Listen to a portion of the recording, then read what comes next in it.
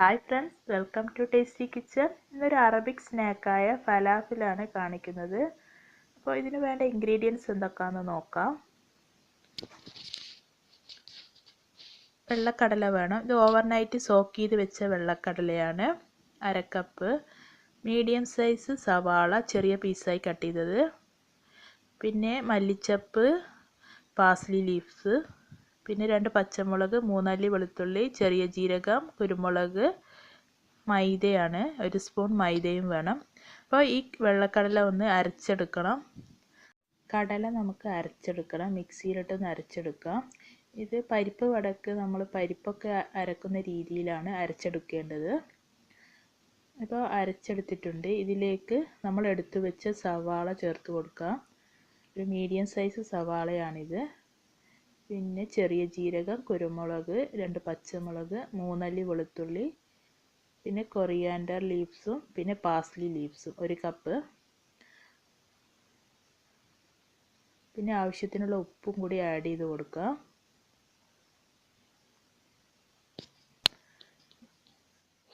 ഇതിലേക്ക് ഇനി കുറച്ച് ബേക്കിംഗ് സോഡ ചേർത്ത് കൊടുക്കാം. ഒരു പിഞ്ച് ബേക്കിംഗ് സോഡ മതി. അപ്പോൾ ഇതെല്ലാം ഒന്ന് അടിച്ചെടുക്കാം. അപ്പോൾ ഞാനിവിടെ നല്ലപോലെ അടിച്ചെടുത്തിട്ടുണ്ട്. ഇതിലേക്ക് നേരത്തെ എടുത്തു വെച്ച മൈദയും കൂടി ചേർത്ത് മിക്സാക്കി എടുക്കാം. ഇതിനി നമുക്ക് ഷേപ്പ് ചെയ്തെടുക്കണം. ഇതിൽ നിന്ന് കുറച്ചെടുത്ത് കൈയിൻ്റെ അടിയിൽ കുറച്ച് ഓയിൽ തടവി കൊടുത്തിട്ടുണ്ട്.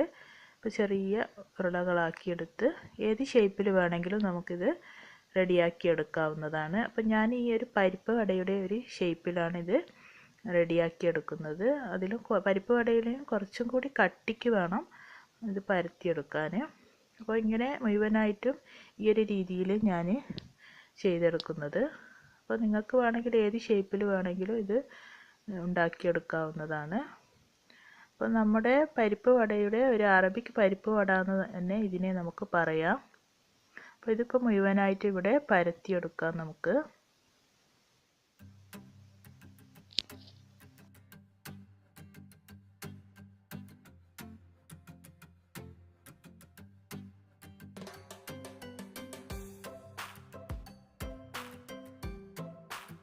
ഇതൊന്ന് ഫ്രൈ ചെയ്തെടുക്കണം. അപ്പോൾ ഓയിൽ ചൂടാവാൻ വേണ്ടി ഞാനിവിടെ വെച്ചിട്ടുണ്ട്.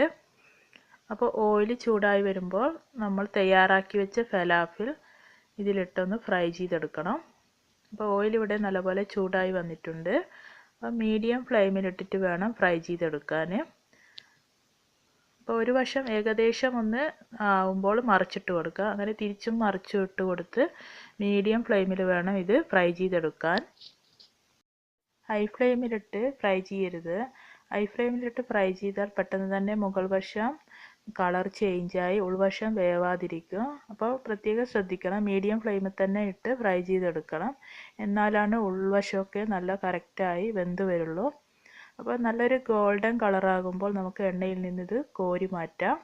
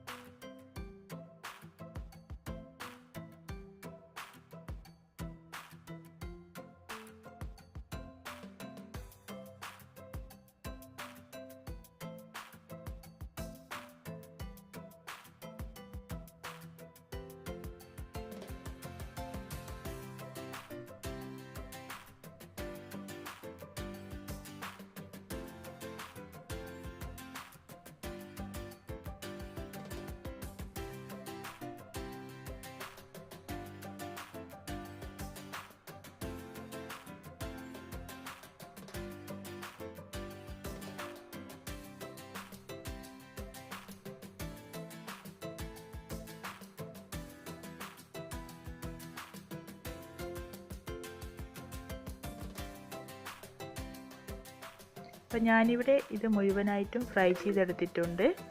അപ്പോൾ ഈ ഒരു കളറിൽ വേണം നമ്മൾ ഫ്രൈ ചെയ്തെടുക്കാൻ. അപ്പോൾ എല്ലാവർക്കും ഈ വീഡിയോ ഇഷ്ടമായെന്ന് വിശ്വസിക്കുന്നു.